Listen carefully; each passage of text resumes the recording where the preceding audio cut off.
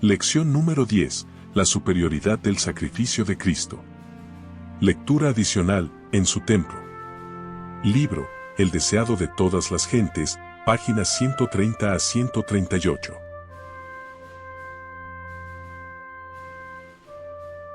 Los sacerdotes y gobernantes eran llamados a ser representantes de Dios ante la nación. Debieran haber corregido los abusos que se cometían en el atrio del templo. Debieran haber dado a la gente un ejemplo de integridad y compasión.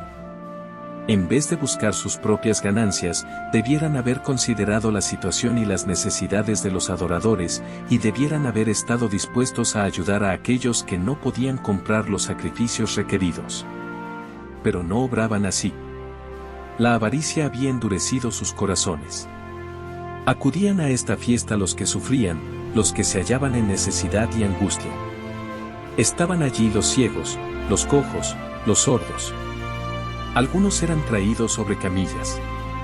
Muchos de los que venían eran demasiado pobres para comprarse la más humilde ofrenda para Jehová, o aún para comprarse alimentos con que satisfacer el hambre. A todos ellos les causaban gran angustia las declaraciones de los sacerdotes. Estos se jactaban de su piedad, aseveraban ser los guardianes del pueblo, pero carecían en absoluto de simpatía y compasión. En vano los pobres, los enfermos, los moribundos, pedían su favor. Sus sufrimientos no despertaban piedad en el corazón de los sacerdotes. Al entrar Jesús en el templo, su mirada abarcó toda la escena. Vio las transacciones injustas. Vio la angustia de los pobres, que pensaban que sin derramamiento de sangre, no podían ser perdonados sus pecados. Vio el atrio exterior de su templo, convertido en un lugar de tráfico profano. El sagrado recinto se había transformado en una vasta lonja. Cristo vio que algo debía hacerse. Habían sido impuestas numerosas ceremonias al pueblo, sin la debida instrucción acerca de su significado. Los adoradores ofrecían sus sacrificios, sin comprender que prefiguraban al único sacrificio perfecto. Y entre ellos, sin que se le reconociese ni honrase, estaba aquel al cual simbolizaba todo el ceremonial. Él había dado instrucciones acerca de las ofrendas. Comprendía su valor simbólico y veía que ahora habían sido pervertidas y mal interpretadas. El culto espiritual estaba desapareciendo rápidamente. Ningún vínculo unía a los sacerdotes y gobernantes con su Dios. La obra de Cristo consistía en establecer un culto completamente diferente. Con mirada escrutadora, Cristo abarcó la escena que se extendía delante de él mientras estaba de pie sobre las gradas del atrio del templo. Con mirada profética vio lo futuro, abarcando no solo años, sino siglos y edades. Vio cómo los sacerdotes y gobernantes privarían a los menesterosos de su derecho y prohibirían que el evangelio se predicase a los pobres. Vio cómo el amor de Dios sería ocultado de los pecadores y los hombres traficarían con su gracia. Y al contemplar la escena, la indignación, la autoridad y el poder se expresaron en su semblante. La atención de la gente fue atraída hacia él. Los ojos de los que se dedicaban a su tráfico profano se clavaron en su rostro. No podían retraer la mirada. Sentían que este hombre leía sus pensamientos más íntimos y descubría sus motivos ocultos. Algunos intentaron esconder la cara, como si en ella estuviesen escritas sus malas acciones, para ser leídas por aquellos ojos escrutadores. La confusión se acalló. Cesó el ruido del tráfico y de los negocios. El silencio se hizo penoso. Un sentimiento de pavor dominó a la asamblea. Fue como si hubiese comparecido ante el tribunal de Dios para responder de sus hechos. Mirando a Cristo, todos vieron la divinidad que fulguraba a través del manto de la humanidad. La majestad del cielo estaba allí como el juez, que se presentará en el día final, y aunque no la rodeaba esa gloria que la acompañará entonces, tenía el mismo poder de leer el alma. Sus ojos recorrían toda la multitud, posándose en cada uno de los presentes. Su persona parecía elevarse sobre todos con imponente dignidad y una luz divina iluminaba su rostro. Habló, y su voz clara y penetrante, la misma que sobre el monte Sinaí había proclamado, la ley que los sacerdotes y príncipes estaban transgrediendo, se oyó repercutir por las bóvedas del templo. Quitad de aquí esto, y no hagáis la casa de mi padre, casa de mercado. Descendiendo lentamente de las gradas, y alzando el látigo de cuerdas que había recogido al entrar en el recinto, ordenó a la hueste de traficantes que se apartase de las dependencias del templo. Con un celo y una severidad que nunca manifestó antes, derribó las mesas de los cambiadores. Las monedas cayeron y dejaron oír su sonido metálico en el pavimento de mármol. Nadie pretendió poner en duda su autoridad. Nadie se atrevió a detenerse para recoger las ganancias ilícitas. Jesús no los hirió con el látigo de cuerdas, pero en su mano el sencillo látigo parecía ser una flamígera espada. Los oficiales del templo, los sacerdotes especuladores, los cambiadores y los negociantes en ganado, huyeron del lugar con sus ovejas y bueyes, dominados por un solo pensamiento, el de escapar a la condenación de su presencia. El pánico se apoderó de la multitud, que sentía el predominio de su divinidad. Gritos de terror escaparon de centenares de labios pálidos. Aún los discípulos temblaron. Les causaron pavor las palabras y los modales de Jesús, tan diferentes de su conducta común. Recordaron que se había escrito acerca de él: me consumió el celo de tu casa. Pronto la tumultuosa muchedumbre fue alejada del templo del Señor con toda su mercadería. Los atrios quedaron libres de todo tráfico profano, y sobre la escena de confusión descendió un profundo y solemne silencio. La presencia del Señor, que antiguamente santificara el monte, había hecho sagrado el templo levantado en su honor. En la purificación del templo, Jesús anunció su misión como Mesías y comenzó su obra. Aquel templo, erigido para morada de la presencia divina, estaba destinado a ser una lección objetiva para Israel y para el mundo. Desde las edades eternas, había sido el propósito de Dios que todo ser creado, desde el resplandeciente y santo serafín hasta el hombre, fuese un templo para que en él habitase el Creador. A causa del pecado, la humanidad había dejado de ser templo de Dios. Ensombrecido y contaminado por el pecado, el corazón del hombre no revelaba la gloria del ser divino. Pero por la encarnación del Hijo de Dios, se cumple el propósito del cielo. Dios mora en la humanidad, y mediante la gracia salvadora, el corazón del hombre vuelve a ser su templo. Dios quería que el templo de Jerusalén fuese un testimonio continuo del alto destino ofrecido a cada alma. Pero los judíos no habían comprendido el significado del edificio, que consideraban con tanto orgullo. No se entregaban a sí mismos, como santuarios del Espíritu Divino.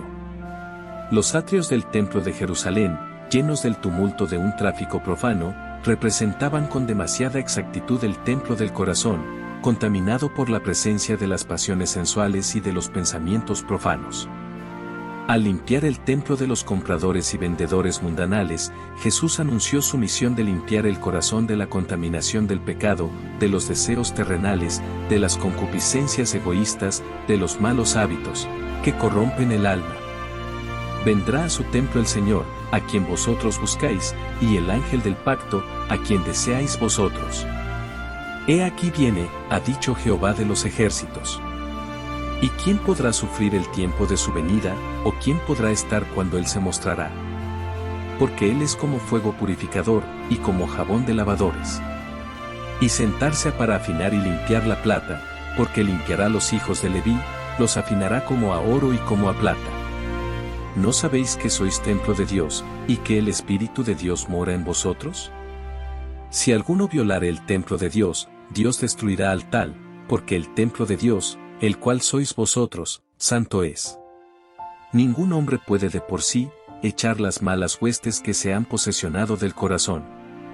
Solo Cristo puede purificar el templo del alma, pero no forzará la entrada. No viene a los corazones como antaño a su templo, sino que dice: He aquí, yo estoy a la puerta y llamo, si alguno oyere mi voz y abriere la puerta, entraré a él. Él vendrá, no solamente por un día, porque dice: habitaré y andaré en ellos, y ellos serán mi pueblo. Él sujetará nuestras iniquidades, y echará en los profundos de la mar todos nuestros pecados. Su presencia limpiará y santificará el alma, de manera que pueda ser un templo santo para el Señor y una morada de Dios, en virtud del Espíritu. Dominados por el terror, los sacerdotes y príncipes habían huido del atrio del templo y de la mirada escrutadora que leía sus corazones. Mientras huían, se encontraron con otros que se dirigían al templo y les aconsejaron que se volvieran, diciéndoles lo que habían visto y oído. Cristo miró anhelante a los hombres que huían, compadeciéndose de su temor y de su ignorancia, de lo que constituía el verdadero culto. En esta escena, veía simbolizada la dispersión de toda la nación judía, por causa de su maldad e impenitencia. ¿Y por qué huyeron los sacerdotes del templo? ¿Por qué no le hicieron frente? El que les ordenaba que se fuesen, era hijo de un carpintero, un pobre Galileo, sin jerarquía ni poderes terrenales. ¿Por qué no le resistieron? ¿Por qué abandonaron la ganancia tan mal adquirida y huyeron a la orden de una persona de tan humilde apariencia externa? Cristo hablaba con la autoridad de un rey, y en su aspecto y en el tono de su voz, había algo a lo cual no podían resistir. Al oír la orden, se dieron cuenta, como nunca antes, de su verdadera situación de hipócritas y ladrones. Cuando la divinidad fulguró a través de la humanidad, no solo vieron indignación en el semblante de Cristo, se dieron cuenta del significado de sus palabras. Se sintieron como delante del trono del juez eterno, como oyendo su sentencia para ese tiempo y la eternidad. Por el momento, quedaron convencidos de que Cristo era profeta, y muchos creyeron que era el Mesías. El Espíritu Santo les recordó vívidamente las declaraciones de los profetas acerca del Cristo. ¿Cederían a esta convicción? No quisieron arrepentirse.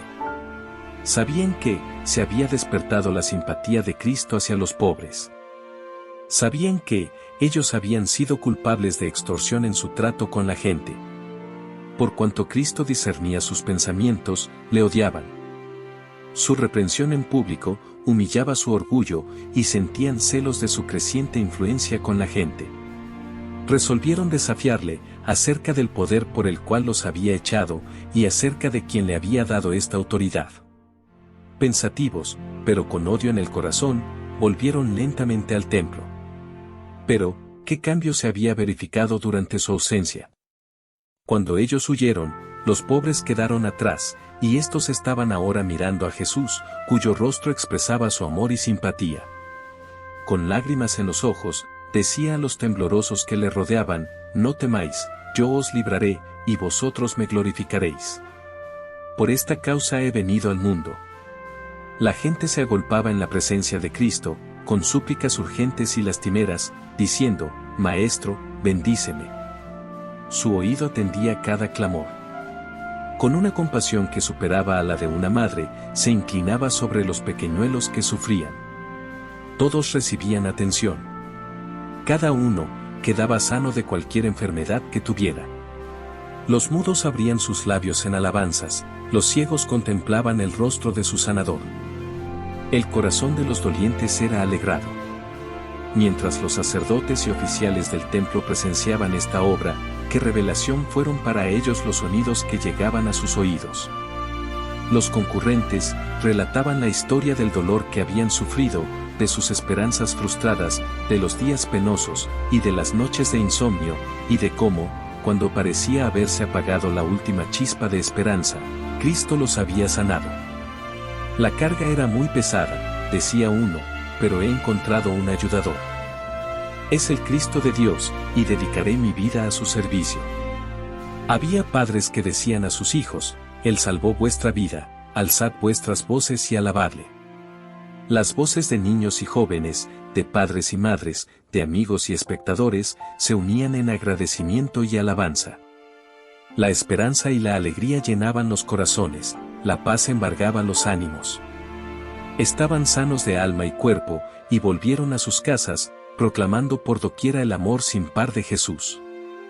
En ocasión de la crucifixión de Cristo, los que habían sido sanados, no se unieron con la turba para clamar: «Crucifícale, crucifícale». Sus simpatías acompañaban a Jesús, porque habían sentido su gran simpatía y su poder admirable. Le conocían como su Salvador, porque Él les había dado salud del cuerpo y del alma. Escucharon la predicación de los apóstoles, y la entrada de la palabra de Dios en su corazón les dio entendimiento. Llegaron a ser agentes de la misericordia de Dios e instrumentos de su salvación. Los que habían huido del atrio del templo, volvieron poco a poco después de un tiempo. Habían dominado parcialmente el pánico que se había apoderado de ellos, pero sus rostros expresaban irresolución y timidez. Miraban con asombro las obras de Jesús, y quedaron convencidos de que, en él se cumplían las profecías concernientes al Mesías. El pecado de la profanación del templo incumbía, en gran medida, a los sacerdotes. Por arreglo suyo, el atrio había sido transformado en un mercado. La gente era comparativamente inocente. Había quedado impresionada por la autoridad divina de Jesús, pero consideraba suprema la influencia de los sacerdotes y gobernantes. Estos miraban la misión de Cristo como una innovación, y ponían en duda su derecho a intervenir en lo que había sido permitido por las autoridades del templo.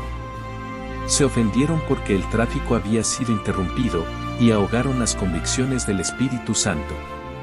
Sobre todos los demás, los sacerdotes y gobernantes debieran haber visto en Jesús al ungido del Señor, porque en sus manos estaban los rollos sagrados que describían su misión, y sabían que la purificación del templo era una manifestación de un poder más que humano.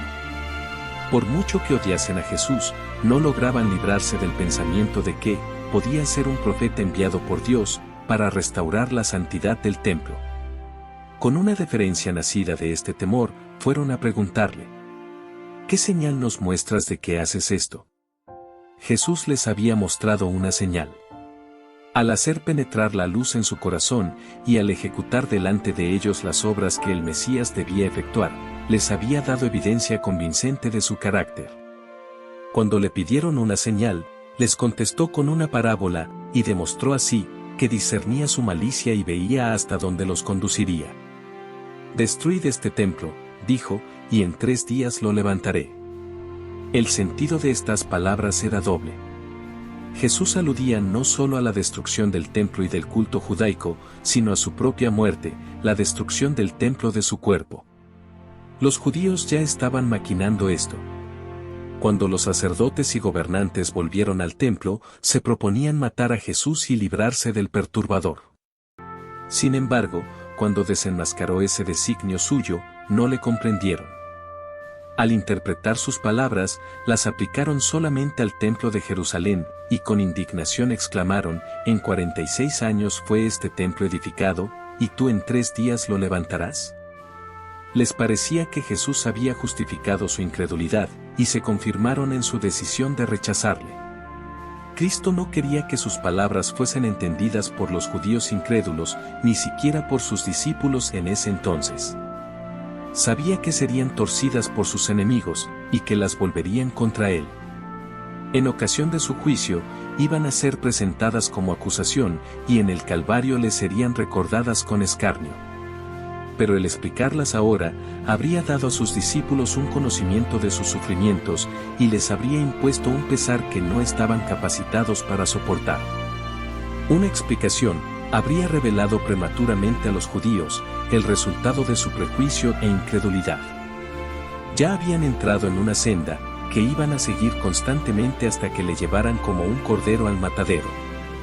Estas palabras de Cristo fueron pronunciadas por causa de aquellos que iban a creer en él.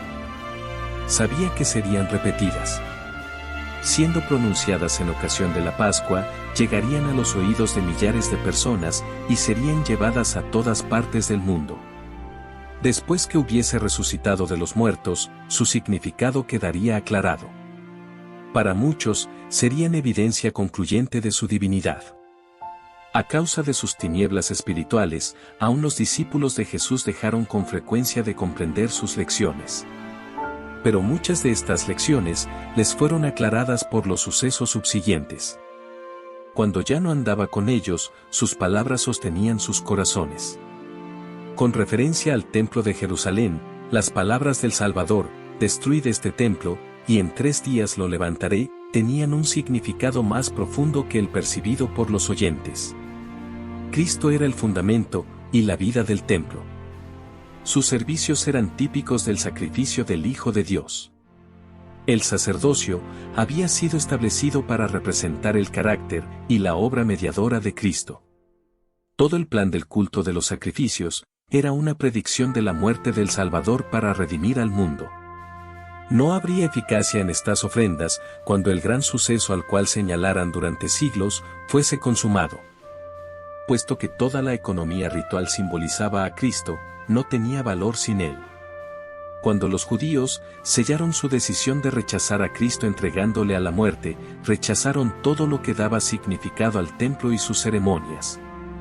Su carácter sagrado desapareció. Quedó condenado a la destrucción.